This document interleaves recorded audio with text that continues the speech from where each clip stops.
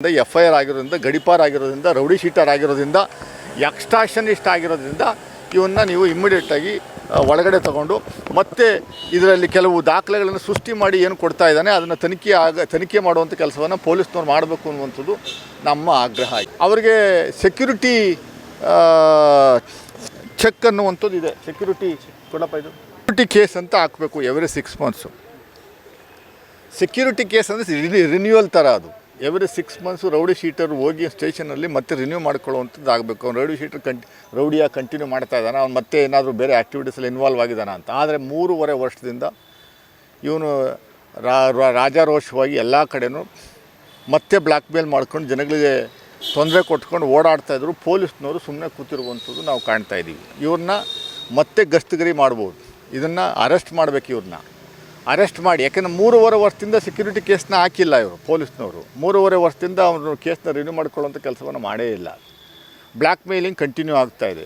17-18 FIRಗಳು ಬರೀ Mysuru 16 police station ವ್ಯಾಪ್ತಿಗಳು ಬರುವಂಥದ್ದು, ಮತ್ತು ಅರ್ಬನ್ ವ್ಯಾಪ್ತಿನಲ್ಲಿ ಒಂದು 4-5 ಬರ್ತವೆ, ರೂರಲ್ ವ್ಯಾಪ್ತಿನಲ್ಲಿ ಬರ್ತವೆ. ರಾಜ್ಯಾದ್ಯಂತ ಒಟ್ಟು 44 FIRಗಳಿದ್ದಾವೆ, ಎಲ್ಲ ಎಕ್ಸ್ಟ್ರಾಕ್ಷನ್ ಕೇಸ್ ಇರುವಂಥದ್ದು. ಅದರಿಂದ ನಾವು ಇವತ್ತು ಒಂದು ದೂರನ್ನು ಕೊಟ್ಟಿದ್ದೀವಿ. ಆ ದೂರಿನ ಆಧಾರದ ಮೇರೆಗೆ ನಾವೊಂದು ಗಡುವನ್ನು ಕೊಡ್ತಾ ಇದ್ದೀವಿ. ನಾನು ಪಕ್ಷಾತೀತವಾಗಿ ಜನಸಾಮಾನ್ಯರಲ್ಲಿ ಒಂದು ಕರೆಯನ್ನು ಕೊಡ್ತಾ ಇದ್ದೀವಿ. ನಮ್ಮ ಅಧ್ಯಕ್ಷರುಗಳನ್ನು ಕನ್ಸಲ್ಟ್ ಮಾಡಿ ಬಹುತೇಕ ನಾಳೆ ನಾವು ನಿಮಗೆಲ್ಲ ಇನ್ಫಾರ್ಮ್ ಮಾಡ್ತೀವಿ. ಇಲ್ಲೊಂದು ಅನಿರ್ದಿಷ್ಟಾವಧಿ ಕಾಲ ಧರಣಿ ಕೂರಬೇಕು ಅಂತ ಒಂದು ಯೋಚನೆ ಮಾಡ್ತಾಯಿದ್ದೀವಿ. ಅದನ್ನು ಅವ್ರು ಕನ್ಸಲ್ಟ್ ಮಾಡಿ ಫೈನಲ್ ಡಿಸಿಷನ್ ತಗೊಳ್ಳುವಂಥ ಕೆಲಸವನ್ನು ಮಾಡ್ತೀವಿ. ಪೊಲೀಸ್ ಸ್ಟೇಷನ್ ಮುಂದ್ಗಡೆ ಅವನ್ನ ಅರೆಸ್ಟ್ ಮಾಡಬೇಕು. ಅದೇ ಅವನ್ನ ಅರೆಸ್ಟ್ ಮಾಡಿ ಅಂತ. ಅವನ ವಿರುದ್ಧ ಇಷ್ಟೊಂದು ಕೇಸ್ಗಳಿದ್ದೂ ಮುಖ್ಯಮಂತ್ರಿಗಳ ವಿಚಾರದಲ್ಲಿ ದಿನನಿತ್ಯ ಅವನು ತಪ್ಪು ಹೇಳಿಕೆಗಳನ್ನು ಕೊಟ್ಟು ತೇಜೋವಧೆ ಮಾಡ್ತಾ ಇರುವಂಥದ್ದು ಒಂದಾದರೆ, ತನಿಖೆಯನ್ನು ದಿಕ್ಕು ತಪ್ಪಿಸುವಂಥ ಕೆಲಸವನ್ನು ಮಾಡ್ತಾ ಇದ್ದಾನೆ. ಉದಾಹರಣೆಗೆ ನೋಡಿ, ಇಲ್ಲೊಂದು ಚಲನ್ ಇದೆ. ಈ ಚಲನ್ನು ಇವನೇ ಸೃಷ್ಟಿ ಮಾಡಿರುವಂಥ ಚಲನು. ಇದು ಒರಿಜಿನಲ್ ಚಲನ್.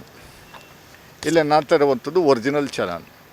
1334 ರೂಪಾಯಿ ಕಟ್ಟಿದ್ದಾರೆ ಪಾರ್ವತಿ ಮೇಡಮ್ ಅವರು 2022ರಲ್ಲಿ ಸೈಟ್ ರಿಜಿಸ್ಟ್ರೇಷನ್ ಆಗೋ ಸಂದರ್ಭದಲ್ಲಿ. ಇವನು ಇನ್ನೊಂದು ಚಲನ್ ತೋರಿಸ್ತಾವನೆ ಇಲ್ಲಿ. ಈ ಚಲನ್ ನಂಬರ್ ಬೇರೆ ನೋಡಿ. ಈ ಚಲನ್ ಅವನು ತೋರಿಸ್ತಾವನೆ ವಾಟ್ಸಪ್ ಗ್ರೂಪಲ್ಲಿ. ಈ ಚಲನ್ ಹಾಕ್ಕೊಂಡವನೆ. ಇದರಲ್ಲಿ 1000 ರೂಪಾಯಿ ಇದೆ. ಚಲನ್ ನಂಬರೇ ಬೇರೆ. ಈ ಚಲನ್ ಹಾಕ್ಬಿಟ್ಟು ಅವನು ಏನು ಹೇಳ್ತಾನೆ, ಇದು ರಿಜಿಸ್ಟ್ರೇಷನ್ ಆಗಿರುವಂಥ ದಿನಾಂಕ ಬೇರೆ.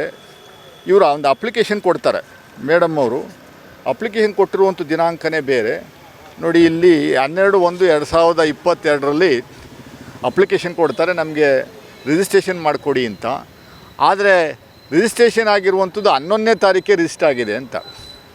ಅದು ರಿಜಿಸ್ಟರ್ ಆದಮೇಲೆ ರಿಜಿಸ್ಟ್ರೇಷನ್ ಫೀಸ್ ಕಟ್ಟಿ ಆದಮೇಲೆ ಅಪ್ಲಿಕೇಶನ್ ಕೊಟ್ಟವ್ರೆ ಅಂತ ಸುಳ್ಳು ಆಪಾದನೆ ಮಾಡ್ತಾವನೆ.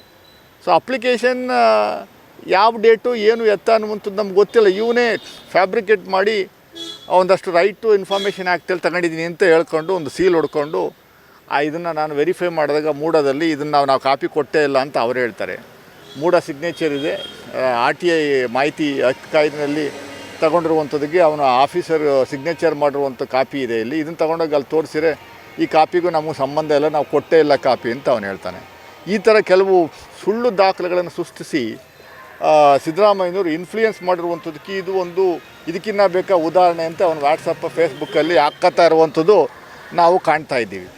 ಸೊ ಅದರಿಂದ ಕೂಲಂಕುಷವಾದ ತನಿಖೆ ಆಗಬೇಕು. ಇವೆಲ್ಲ ತನಿಖೆ ನಡೀತಾ ಇರುವಂಥ ಸಂದರ್ಭದಲ್ಲಿ ಇವನು ತನಿಖೆ ದಾರಿ ತಪ್ಪಿಸುವಂಥದ್ದಕ್ಕೆ, ಒತ್ತಡ ಏರುವಂಥದ್ದಕ್ಕೆ ಒಂದು ಪ್ರಯತ್ನ ಮಾಡ್ತಿರುವಂಥ ಹಿನ್ನೆಲೆಯಲ್ಲಿ ಪೊಲೀಸ್ನವರು ಕ್ರಮ ವಹಿಸಬೇಕು, ಅರೆಸ್ಟ್ ಮಾಡಬೇಕು. ಇವನ ಮೇಲೆ ಹಿಂದೆ ಇದ್ದಂಥ ಕೇಸ್ಗಳ ಆಧಾರದ ಮೇರೆಗೆ ಅರೆಸ್ಟ್ ಮಾಡಿ.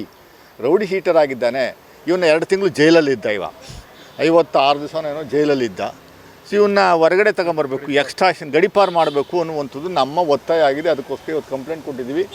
ನಾಳೆ 10 ಗಂಟೆ ಒಳಗಡೆ FIR ಮಾಡಿ ಇವನ್ನ ಅರೆಸ್ಟ್ ಮಾಡುವಂಥ ಕೆಲಸವನ್ನು ಮಾಡದೇ ಇದ್ದರೆ ನಾವು ಜನಸಾಮಾನ್ಯರು ಮೈಸೂರು ನಗರಾದ್ಯಂತ ಕರೆಯನ್ನು ಕೊಡ್ತೀವಿ.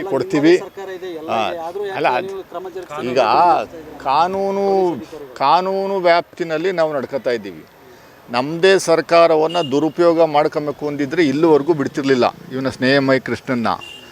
ನಾವು ಯಾವ ಕಾರಣಕ್ಕೂ ನಮ್ಮ ಅಧ್ಯಕ್ಷರುಗಳೇ ಆಗಲಿ, ನಾನೇ ಆಗಲಿ, ನಮ್ಮ ಪಕ್ಷದ ಮುಖಂಡರುಗಳೇ ಆಗಲಿ, ಯಾರು ಮಾನ್ಯ ಮುಖ್ಯಮಂತ್ರಿಗಳ ಮೂಲಕ ಇನ್ಫ್ಲೂಯೆನ್ಸ್ ಮಾಡಿಸುವಂಥದ್ದಾಗಲಿ, ಇನ್ನು ಮಂತ್ರಿಗಳ ಮೂಲಕ ಇನ್ಫ್ಲೂಯೆನ್ಸ್ ಮಾಡಿಸುವಂಥದ್ದಾಗಲಿ ಇಲ್ಲ ಕಮಿಷನರ್ಗೆ ಇನ್ಫ್ಲೂಯೆನ್ಸ್ ಮಾಡಿಸುವಂಥದ್ದಾಗಲಿ ಇವನ ಮೇಲೆ ಆ್ಯಕ್ಷನ್ ತಗೊಳ್ಳುವಂಥದ್ದಕ್ಕೆ ನಾವು ಮಾಡಿಲ್ಲ.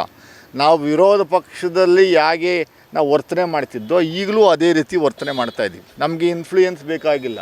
ಪ್ರಜಾಪ್ರಭುತ್ವದಲ್ಲಿ ನಂಬಿಕೆ ಇದೆ, ಸಂವಿಧಾನದಲ್ಲಿ ನಂಬಿಕೆ ಇದೆ. ಕಾನೂನಾದ ರೀತಿಯಲ್ಲಿ ಆ್ಯಕ್ಷನ್ ತಗೊಳ್ಳಿ ಅಂತ ನಾವು ಕೇಳ್ತಾ ಇದ್ದೀವಿ.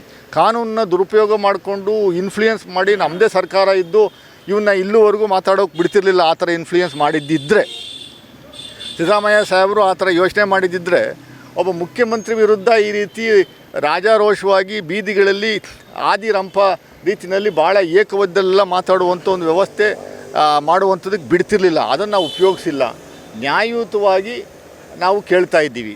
ಕಂಪ್ಲೇಂಟ್ ಈಗಾಗಲೇ ಆಗಿರೋದ್ರಿಂದ, FIR ಆಗಿರೋದ್ರಿಂದ, ಗಡಿಪಾರ್ ಆಗಿರೋದ್ರಿಂದ, ರೌಡಿ ಶೀಟರ್ ಆಗಿರೋದ್ರಿಂದ, ಎಕ್ಸ್ಟಾರ್ಷನಿಸ್ಟ್ ಆಗಿರೋದ್ರಿಂದ ಇವನ್ನ ನೀವು ಇಮ್ಮಿಡಿಯೇಟಾಗಿ ಒಳಗಡೆ ತಗೊಂಡು ಮತ್ತೆ ಇದರಲ್ಲಿ ಕೆಲವು ದಾಖಲೆಗಳನ್ನು ಸೃಷ್ಟಿ ಮಾಡಿ ಏನು ಕೊಡ್ತಾ ಇದ್ದಾನೆ ಅದನ್ನು ತನಿಖೆ ಮಾಡುವಂಥ ಕೆಲಸವನ್ನು ಪೊಲೀಸ್ನವ್ರು ಮಾಡಬೇಕು ಅನ್ನುವಂಥದ್ದು ನಮ್ಮ ಆಗ್ರಹ ಆಯಿತು.